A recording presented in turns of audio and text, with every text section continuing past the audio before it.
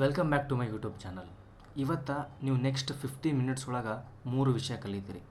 ಒಂದು, E T F ಮತ್ತು mutual funds ಒಳಗೆ ಯಾವುದು ಬೆಟರು, ಇ ಟಿ ಎಫ್ ಅಂದ್ರೇನು, ಮ್ಯೂಚುವಲ್ ಫಂಡ್ಸ್ ಅಂದ್ರೇನು, ಯಾವುದು ಜಾಸ್ತಿ ರಿಟರ್ನ್ ಕೊಡ್ತಾವೆ. ಎರಡನೇದು, 0.5% ಎಷ್ಟು ಇಂಪಾರ್ಟೆಂಟ್ ಆಗುತ್ತಾ ಲಾಂಗ್ ಟರ್ಮ್ ಇನ್ವೆಸ್ಟಿಂಗ್ ಒಳಗೆ. ನಾನು ಅದನ್ನು ನಿಮ್ಗೆ ಪ್ರೂವ್ ಮಾಡಿ ತೋರಿಸ್ತೀನಿ ಪ್ರಾಕ್ಟಿಕಲ್ಲಾಗಿ. ಮೂರನೇದು, ಇಂಡಿಯನ್ ಮಾರ್ಕೆಟ್ಸ್ ಒಳಗೆ ಟಾಪ್ 5 ಇ ಟಿ ಎಫ್ ಯಾವ್ಯಾವ ಅದಾವ, ಯಾವ್ಯಾವ E T F best return ಕೊಟ್ಟಾವ past ಒಳಗೆ, ಆ್ಯಂಡ್ ಯಾವ್ಯಾವ ಇ ಟಿ ಎಫ್ ಫ್ಯೂಚರ್ ಒಳಗೆ ಬೆಸ್ಟ್ ರಿಟರ್ನ್ ಕೊಡ್ತಾವ. ಮೊದಲನೇ ಡಿಫ್ರೆನ್ಸ್ ಏನಪ್ಪ ಇ ಟಿ ಎಫ್ ಮತ್ತು ಮ್ಯೂಚುವಲ್ ಫಂಡ್ಸ್ ಒಳಗೆ ಏನಂದರೆ, ಮ್ಯೂಚುವಲ್ ಫಂಡ್ಸ್ ಒಳಗೆ ಬೆಳಗ್ಗೆ 9:30ಲಿಂದ 1:00 ಒಳಗೆ ನೀವು ಅಕಸ್ಮಾತ್ ಮ್ಯೂಚುವಲ್ ಫಂಡ್ಸ್ ಒಳಗೆ ಇನ್ವೆಸ್ಟ್ ಮಾಡಿದ್ರಿ ಅಂದರೆ ಅವತ್ತಿನ ದಿವಸದ ಎನ್ ಎ ವಿ ನಿಮಗೆ ಸಿಗುತ್ತೆ. ಅದೇ 1:30 ಆದಮೇಲೆ ನೀವು ಇನ್ವೆಸ್ಟ್ ಮಾಡಿದ್ರಂದರೆ next day N A V ಸಿಗುತ್ತೆ. ಅದೊಂದು ಡಿಸ್ಅಡ್ವಾಂಟೇಜ್. ಯಾಕಪ್ಪ ಅಂತ ಹೇಳಿದ್ರೆ, ನೀವು ಮಾರ್ಕೆಟ್ಸ್ ಒಳಗೆ ಬಿಗ್ ಆಪರ್ಚುನಿಟೀಸ್ನ ನೀವು ಮಿಸ್ ಮಾಡ್ಕೊತೀರಿ. ಫಾರ್ ಎಕ್ಸಾಂಪಲ್, ಜೂನ್ 2024 ಒಳಗೆ ಎಲೆಕ್ಷನ್ ರಿಸಲ್ಟ್ ಬಂತು. ಆವಾಗ ಮಾರ್ಕೆಟ್ ಬಿತ್ತು ಎಲೆಕ್ಷನ್ ರಿಸಲ್ಟ್ ನೋಡಿ. ಆವಾಗ ಬಿಗ್ ಬೈಯಿಂಗ್ ಆಪರ್ಚುನಿಟೀಸ್ ಇತ್ತು. ಅಕಸ್ಮಾತ್ ನೀವು ಮ್ಯೂಚುವಲ್ ಫಂಡ್ಸ್ ಹೋಲ್ಡರ್ ಇದ್ರಂದರೆ ನೀವು ಆ ಬೈಯಿಂಗ್ ಆಪರ್ಚುನಿಟೀಸ್ನ ಮಿಸ್ ಮಾಡ್ಕೊತೀರಿ. ಯಾಕಂದ್ರೆ ನಿಮಗೆ ನೆಕ್ಸ್ಟ್ ಡೇದ ಎನ್ ವಿ ಸಿಗುತ್ತೆ. ಆ ಡಿಪ್ಪು ನೀವು ಬೈ ಮಾಡೋಕ್ಕಾಗಲ್ಲ. ಅದೇ ಇ ಟಿ ಎಫ್ ಒಳಗೆ ನೀವು ಆ ಡಿಪ್ನ ಬೈ ಮಾಡ್ಬೋದು, ಅಲ್ಲಿ ನೀವು ಎವರೇಜಿಂಗ್ ಮಾಡ್ಬೋದು. ಅದೊಂದು ಮೇನ್ ಡಿಫ್ರೆನ್ಸು. ಈಗ ಕಲಿಯಮ್ಮ ಇ ಟಿ ಎಫ್ ಮತ್ತು ಮ್ಯೂಚುವಲ್ ಫಂಡ್ಸ್ ಡಿಫ್ರೆನ್ಸು. ಮೊದಲನೇ ಡಿಫ್ರೆನ್ಸ್ ಏನಪ್ಪ ಅಂತಂದರೆ, ಇ ಟಿ ಎಫ್ ಅಂದರೆ ಏನು? ಇ ಟಿ ಎಫ್ ಅಂದರೆ ಎಕ್ಸ್ಚೇಂಜ್ ಟ್ರೇಡೆಡ್ ಫಂಡ್ ಅಂತ. ಎಕ್ಸ್ಚೇಂಜಸ್ ಯಾವ್ಯಾವಪ್ಪ ಇಂಡಿಯಾದ ಅಂದರೆ 2 ಅದಾವ. ಒಂದು ನ್ಯಾಷನಲ್ ಸ್ಟಾಕ್ ಎಕ್ಸ್ಚೇಂಜು, ಎರಡನೇದು ಬಾಂಬೆ ಸ್ಟಾಕ್ ಎಕ್ಸ್ಚೇಂಜು. ನೀವು ಡೈರೆಕ್ಟಾಗಿ ಇನ್ವೆಸ್ಟ್ ಮಾಡ್ಬೋದು ನ್ಯಾಷನಲ್ ಸ್ಟಾಕ್ ಎಕ್ಸ್ಚೇಂಜ್ ಮತ್ತು ಬಾಂಬೆ ಸ್ಟಾಕ್ ಎಕ್ಸ್ಚೇಂಜ್ ಒಳಗೆ. ನೀವು ಡೈರೆಕ್ಟಾಗಿ ಇನ್ವೆಸ್ಟ್ ಮಾಡಿದ್ರಂದರೆ, ನೀವು ಬರೀ ಎನ್ ಎಸ್ ಸಿನೇ ಡೈರೆಕ್ಟಾಗಿ ಇನ್ವೆಸ್ಟ್ ಮಾಡಿದ್ರಂದರೆ 25ರಿಂದ 28 ಸಾವಿರ ಬೇಕು. ಅದೇ ನೀವು ಇಂಡೈರೆಕ್ಟಾಗಿ ಇನ್ವೆಸ್ಟ್ ಮಾಡಬೇಕಪ್ಪ ಎನ್ ಎಸ್ ಸಿ ಮತ್ತು ಬಿ ಎಸ್ ಸಿ ಒಳಗಂದರೆ ನಿಮ್ಗೆ 250ರಿಂದ 300 ರೂಪಾಯಿ ಸಾಕು. ಅದೇ 250 ರೂಪಾಯಿ ಡಿವೈಡ್ ಆಗುತ್ತೆ ಎಲ್ಲ ಸ್ಟಾಕ್ಸ್ ಒಳಗೆ. ಇ ಟಿ ಎಫ್ ಅಕಸ್ಮಾತ್ ಈಗ ಬೈ ಮಾಡಿದ್ರಂದರೆ ಇವತ್ತೇ ನಿಮ್ಮ ಡಿಮ್ಯಾಟ್ ಅಕೌಂಟ್ ಒಳಗೆ ಬಂದಿರ್ತಾವೆ. T+1 ಡೇ ಇವತ್ತು ಬೈ ಮಾಡಿದ್ರಂದ್ರೆ ನಿಮ್ಮ ಡಿಮ್ಯಾಟ್ ಅಕೌಂಟಲ್ಲಿ ಇವತ್ತು ಕಾಣ್ತಾವೆ, ಬಟ್ ನಾಳೆ ಬಂದು ನಿಮ್ಮ ಡಿಮ್ಯಾಟ್ ಅಕೌಂಟ್ ಒಳಗೆ ಇರ್ತಾವೆ. ಅದೇ ಮ್ಯೂಚುವಲ್ ಫಂಡ್ಸ್ ನೀವು 9:30ಲಿಂದ 1:00 ಒಳಗೆ ಬೈ ಮಾಡಿದ್ರಂದರೆ ಇವತ್ತಿದು ಎನ್ ಎ ವಿ ಒಳಗೆ ನಿಮ್ಗೆ ಮ್ಯೂಚುವಲ್ ಫಂಡ್ಸ್ ಅಲಾಟ್ ಆಗುತ್ತೆ. ಅದೇ 1:30 ಆದಮೇಲೆ ನೀವು ಅಮೌಂಟ್ ಇನ್ವೆಸ್ಟ್ ಮಾಡಿದ್ರಂದ್ರೆ ಮ್ಯೂಚುವಲ್ ಫಂಡ್ಸ್ ಒಳಗೆ ನೆಕ್ಸ್ಟ್ ಡೇದು ಎನ್ ಎ ವಿ ಇಲ್ಲಿಂದ ನಿಮಗೆ ಅಲಾಟ್ಮೆಂಟ್ ಸಿಗುತ್ತೆ. ಅದೇ ಒಂದೇ ಡಿಸ್ಅಡ್ವಾಂಟೇಜು. ಅಕಸ್ಮಾತ್ ಬಿಗ್ ಆಪರ್ಚುನಿಟಿ ಸಿಗುತ್ತೆ ಯಾವಾಗಾರ ಒಮ್ಮೆ ಮಾರ್ಕೆಟ್ ಒಳಗೆ. ಫಾರ್ ಎಕ್ಸಾಂಪಲ್, ಎಲೆಕ್ಷನ್ ಟೈಮ್ ಇತ್ತು 2024 ಒಳಗೆ ಎಲೆಕ್ಷನ್ ಆಯಿತು ಜೂನ್ ಒಳಗೆ. ಆವಾಗ ಅದು ಬೈಯಿಂಗ್ ಆಪರ್ಚುನಿಟಿ ಇತ್ತು. ಅವಾಗ ಯಾವಾಗ ಮಾರ್ಕೆಟ್ ಸ್ವಲ್ಪ ಕ್ರ್ಯಾಶ್ ಆಯಿತು, ಇ ಟಿ ಎಫ್ ಒಳಗೆ ನೀವು ಅವಾಗೆ ತೊಗೊಂಡ್ಬರ್ತೀರಿ. ಬೈಯಿಂಗ್ ಆಪರ್ಚುನಿಟಿ ಐಡೆಂಟಿಫೈ ಮಾಡಿ ಬೈ ಮಾಡ್ತೀರಿ. ಎರಡನೇ ಡಿಫ್ರೆನ್ಸ್ ಏನಪ್ಪ ಅಂತ ಹೇಳಿದ್ರೆ, ರೀಸೆಂಟಾಗಿ ಮಾರ್ಚ್ 2025 ಒಳಗೆ ಡೊನಾಲ್ಡ್ ಟ್ರಂಪು ಟ್ಯಾರಿಫ್ಸ್ ಅನೌನ್ಸ್ ಮಾಡಿದರು ಇಂಡಿಯಾ ಮೇಲೆ. ಆ ನ್ಯೂಸ್ ಕೇಳಿ ಮಾರ್ಕೆಟ್ ಸ್ವಲ್ಪ ರಿಯಾಕ್ಟ್ ಮಾಡಿತ್ತು. ಮಾರ್ಕೆಟ್ ಸ್ವಲ್ಪ ಕ್ರ್ಯಾಶ್ ಆಯಿತು. ಆವಾಗ ನೀವು ಇ ಟಿ ಎಫ್ ಅಕಸ್ಮಾತ್ ಬೈ ಮಾಡಿದರೆ ಬೈಯಿಂಗ್ ಆಪರ್ಚುನಿಟಿ ಅದು. ಆವಾಗ ನೀವು ಎವರೇಜಿಂಗ್ ಮಾಡಿ ನಿಮ್ಮದು ಪ್ರಾಫಿಟ್ನ ಹೆಚ್ಚು ಮ್ಯಾಕ್ಸಿಮೈಸ್ ಮಾಡ್ಬೋದಾಗಿತ್ತು. ಅದೇ ನೀವು ಮ್ಯೂಚುವಲ್ ಫಂಡ್ ಹೋಲ್ಡರ್ ಆಗಿದ್ದರೆ, ಮ್ಯೂಚುವಲ್ ಫಂಡ್ಸ್ ಒಳಗೆ ಇನ್ವೆಸ್ಟ್ ಮಾಡ್ತಿದ್ರೆ ನೀವು ಆ ಅಪರ್ಚುನಿಟಿನ ಮಿಸ್ ಮಾಡ್ಕೊತಿದ್ರಿ.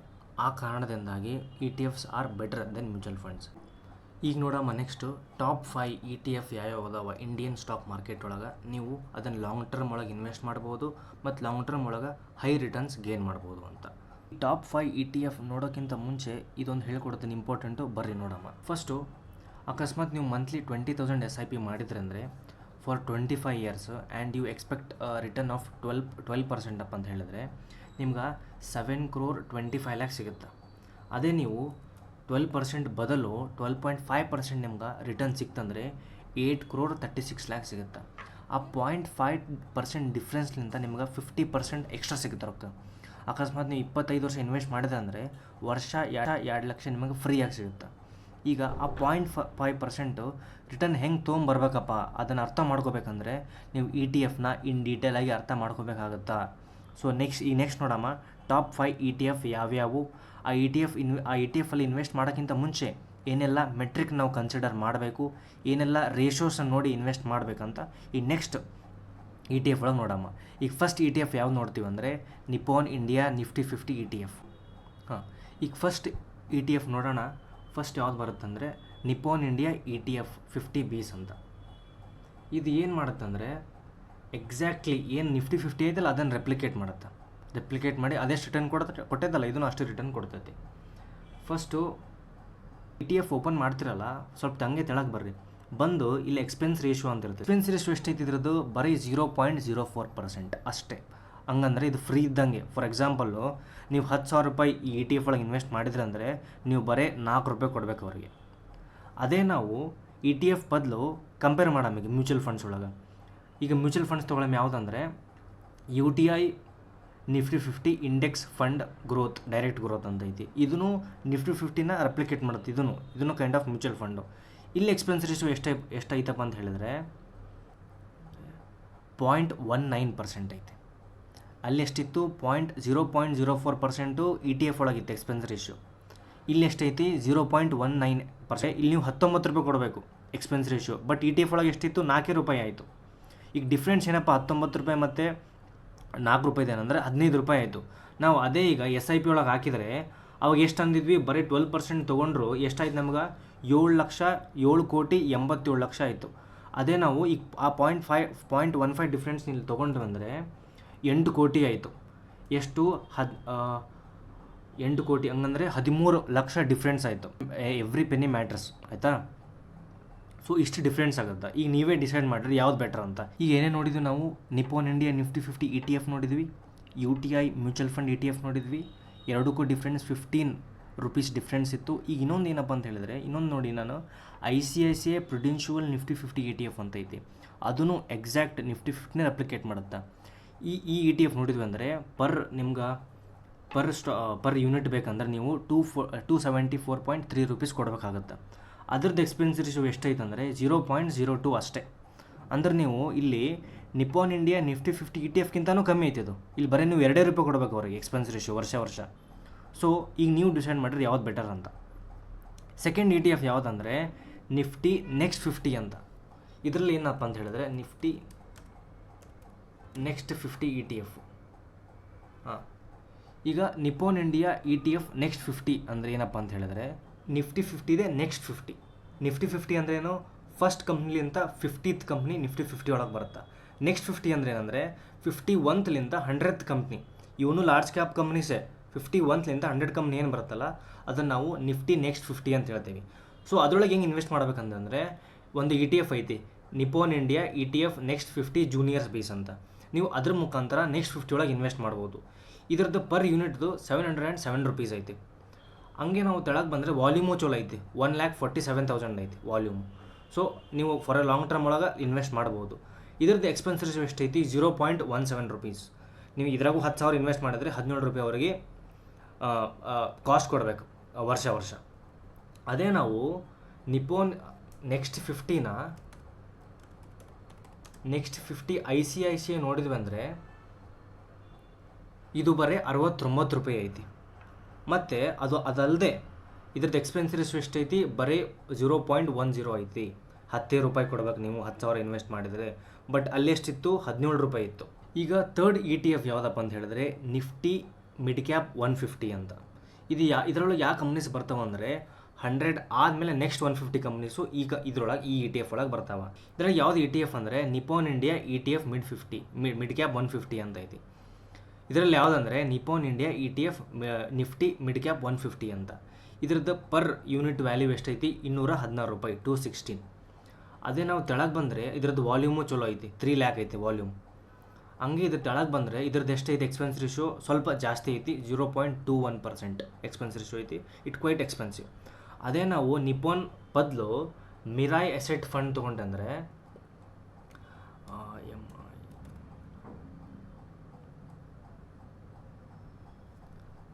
ಇದರದ್ದು ಪ್ರೈಸು ಕಮ್ಮಿ ಐತೆ, 21.31 ರೂಪೀಸ್ ಐತಿ ಪರ್ ಯೂನಿಟ್ದು. ಹಂಗೆ ನಾವು ತೆಳಗೆ ಬಂದರೆ ಇದ್ರದ್ದು ಎಕ್ಸ್ಪೆನ್ಸ್ ರೇಷಿಯೋ ಬರೀ 0.05% ಐತೆ ಅಷ್ಟೇ. ಅಲ್ಲಿ 0.21% ಇತ್ತು, ಇಲ್ಲಿ 0.05%. ಇಲ್ಲಿ ಬರೀ 5 ರೂಪಾಯಿ ಕೊಡಬೇಕು ನೀವು, ಅಲ್ಲಿ 21 ರೂಪಾಯಿ ಕೊಡಬೇಕು. ನೋಡಿ ಎಷ್ಟು ಡಿಫ್ರೆನ್ಸ್ ಐತಿ. ಸೊ ಯಾವಾಗಾದರೂ ನೀವು ಇ ಟಿ ಎಫ್ ಬೈ ಮಾಡಕತ್ತೀರಿ ಅಂದರೆ 2 ಮೆಟ್ರಿಕ್ಸ್ ಇಂಪಾರ್ಟೆಂಟ್ ಆಗುತ್ತೆ. ಒಂದು ಅದರದ್ದು ವಾಲ್ಯೂಮ್ ಎಷ್ಟೈತಿ, it should be more than 1.5 lac. ಎರಡನೇದು ಅದರದ್ದು ಎಕ್ಸ್ಪೆನ್ಸ್ ರೇಷಿಯೋ ಎಷ್ಟೈತಿ. ಎಷ್ಟು ಕಮ್ಮಿ ಇರುತ್ತೋ ಅಷ್ಟು ನಿಮಗೆ ಚಲೋ. ನಿಮಗೆ 0.5%, 0.13% ನಿಮ್ಗೆ ಅಷ್ಟು ಫರಕ್ ಬರಲ್ಲ ಅಂತ ನೀವು ಈಗ ಹೇಳ್ಬೋದು. But for a long period of time ಅದು ನಿಮಗೆ ಭಾಳ ಫರಕ್ ಕೊಡೋದಂತ ನಾನು ನಿಮಗೆ ಮುಂಚೆ ಹೇಳೀನಿ. ಇಂಪ್ಯಾಕ್ಟ್ ಹೆಂಗಾಗುತ್ತೆ ಅಂತ ನಾನು ಮುಂಚೆ ವೀಡಿಯೋದಾಗ ಪ್ರಾಕ್ಟಿಕಲಾಗಿ ನಿಮ್ಗೆ ತೋರಿಸೀನಿ. ಈಗ next 4th E T F ನೋಡಮ್ಮ. 5th ಇ ಟಿ ಎಫ್ ಭಾಳ ಇಂಪಾರ್ಟೆಂಟ್ ಐತಿ, ಹೈಯೆಸ್ಟ್ ರಿಟರ್ನ್ ಅದೇ ಕೊಡ್ತೈತಿ.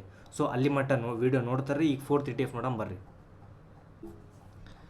ಈಗ 4th ETF ಯಾವುದಪ್ಪ ಅಂತ ಹೇಳಿದ್ರೆ HDFC Nifty small cap 250 ETF ಅಂತ. ಇದು one of the popular ETF. ಇದನ್ನು ನಾವು HDFC SML ETF ಅಂತಲೂ ಕರಿತೀವಿ. ಅಕಸ್ಮಾತ್ ನೀವು ನಿಮ್ಮದು ಡಿಮ್ಯಾಟ್ ಅಕೌಂಟಿಗೆ ಹೋಗಿ ಸರ್ಚ್ ಬಾರ್ ಒಳಗೆ ಹೋಗಿ HDFC SML 250 ಅಂತ ಹೊಡೆದ್ರೆ ಈ ETF ಬರ್ತದೆ, ಶಾರ್ಟ್ ಫಾರ್ಮ್ ಇದ್ರದ್ದು ಪರ್ ಯೂನಿಟ್ ವ್ಯಾಲ್ಯೂ ಎಷ್ಟೈತಿ 167 ರೂಪೀಸ್ ಐತಿ. ಇದ್ರದ್ದು ವಾಲ್ಯೂಮು ಬೆಸ್ಟ್ ಐತಿ, 6.5 ಲಕ್ಷ ವಾಲ್ಯೂಮ್ ಐತಿ. ಬಟ್ ಎಕ್ಸ್ಪೆನ್ಸಸ್ ಎಷ್ಟೈತಿ 0.20. ಇಟ್ ಈಸ್ ಬಿಟ್ ಎಕ್ಸ್ಪೆನ್ಸಿವ್ ಐತಿ, but it is worth it. ಯಾಕಂದ್ರೆ ಇದು next mid cap 250 company invest ಮಾಡುತ್ತೆ. So it gives more return as compare to Nifty 50 ಅಂತ ಹೇಳ್ಬೋದು. ಇಲ್ಲಿ ಮಟ್ಟ ನಾನು ನಿಮ್ಗೆ ಟಾಪ್ 4 ETF ಯಾವ್ಯಾವ ಅಂತ ಹೇಳೀನಿ. ಈಗ ನೀವು ಟಾಪ್ 4 ETF ಒಳಗೆ ಇನ್ವೆಸ್ಟ್ ಮಾಡಿದ್ರಂದರೆ ಇಂಡಿಯಾದು ಟಾಪ್ 500 ಕಂಪ್ನಿ ಒಳಗೆ ಇನ್ವೆಸ್ಟ್ ಮಾಡ್ದಂಗೆ. ಯಾಕಂದರೆ ನಿಫ್ಟಿ 50 ಒಳಗೆ 50 ಕಂಪ್ನೀಸ್ ಬರ್ತಾವೆ, ನಿಫ್ಟಿ ನೆಕ್ಸ್ಟ್ 50 ಒಳಗೆ ನೆಕ್ಸ್ಟ್ 50 ಕಂಪ್ನೀಸ್ ಬರ್ತಾವೆ, ನಿಫ್ಟಿ ಮಿಡ್ ಕ್ಯಾಪ್ 150 ಒಳಗೆ 101ಲಿಂದ 250 ಕಂಪ್ನೀಸ್ ಬರುತ್ತೆ, ಆ್ಯಂಡ್ ಸ್ಮಾಲ್ ಕ್ಯಾಪ್ 250 ಒಳಗೆ ನೆಕ್ಸ್ಟ್ 250 ಕಂಪ್ನೀಸ್ ಬರುತ್ತೆ. ಸೊ ಟೋಟಲ್ ಇಂಡಿಯಾದು ಟಾಪ್ 500 ಕಂಪ್ನೀಸ್ ಒಳಗೆ ನೀವು ಇನ್ವೆಸ್ಟ್ ಮಾಡ್ದಂಗೆ ಆಗುತ್ತಾ. ನಿಮಗೂ ಗೊತ್ತು, ನನಗೂ ಗೊತ್ತು, India is a growing economy ಅಂತ. ಸೊ ಈಗೇನು ಸ್ಮಾಲ್ ಕಂಪ್ನೀಸ್ ಏನದಾವಲ್ಲ, ಬರೋ ವರ್ಷ ಒಳಗೆ ಫ್ಯೂಚರ್ ಒಳಗೆ ಅವು ಬಿಗ್ ಕಂಪ್ನೀಸ್ ಆಗಿ ಚೇಂಜ್ ಆಗ್ತಾವೆ. ಆವಾಗ ನಿಮ್ಗೆ ಒಳ್ಳೆ ರಿಟರ್ನ್ ಸಿಗುತ್ತೆ. ಈಗ final ETF 5th ETF magic ETF ಯಾವುದಪ್ಪ ಅಂತ ನೋಡಂಬರ್ರಿ.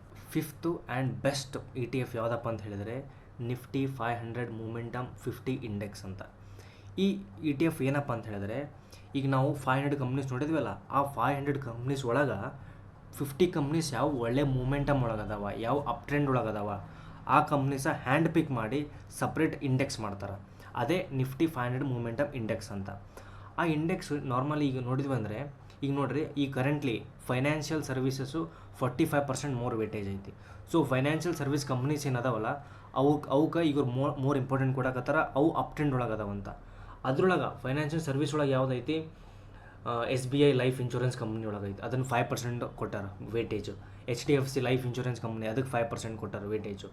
ಹಾಗೆ ಇದರದ್ದು PE ಎಷ್ಟು ಸ್ವಲ್ಪ ಜಾಸ್ತಿ ಐತಿ, 40% ಐತಿ. ಯಾಕಂದರೆ ಅವರು ಟಾಪ್ 50 ಮೂಮೆಂಟಮ್ ಕಂಪ್ನೀಸ್ ಒಳಗೆ ತೊಗೊತಾರೆ. ಆ ಟಾಪ್ ಕಂಪ್ನೀಸ್ ಮೂಮೆಂಟಮ್ ಹೆಂಗೆ ಹೆಚ್ಚಾಗುತ್ತಲ್ಲ, ಅದ್ರದ್ದು ವ್ಯಾಲ್ಯೂಯೇಷನ್ ಹೆಚ್ಚಾಗುತ್ತೆ, ಅದ್ರದ್ದು ಪ್ರೈಸ್ ಟು ಅರ್ನಿಂಗು ಹೆಚ್ಚಾಗುತ್ತೆ. ಅದಕ್ಕೆ ಇದರದ್ದು PE ಹೈ ಐತಿ.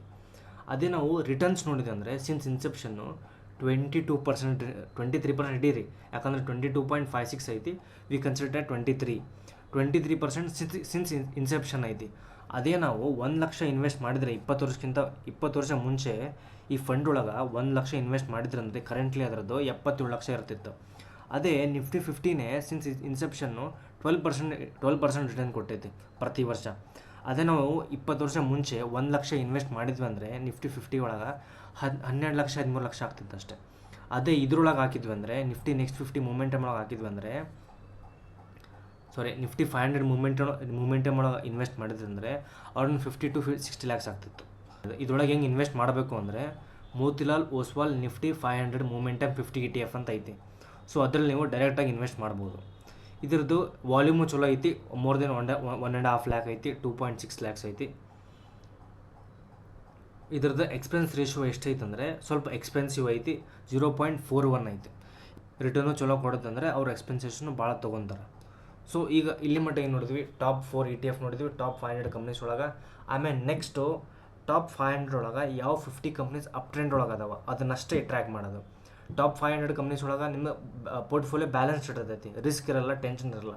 ಈಗ ನೆಕ್ಸ್ಟ್ 500 ಕಂಪ್ನೀಸ್ ಒಳಗೆ 50 ಮೂಮೆಂಟಮ್ ಕಂಪ್ನೀಸ್ ಇರ್ತಾವಲ್ಲ, ಅವು ಎಕ್ಸ್ಟ್ರಾ ಸ್ವಲ್ಪ ನಿಮ್ಮ ಪೋರ್ಟ್ಫೋಲಿಯೋ ಒಳಗೆ ರಿಟರ್ನ್ ತೊಗೊಳಕ್ಕೆ ಎಕ್ಸ್ಟ್ರಾ ಮೂಮೆಂಟಮ್ ಕೊಡುತ್ತೆ.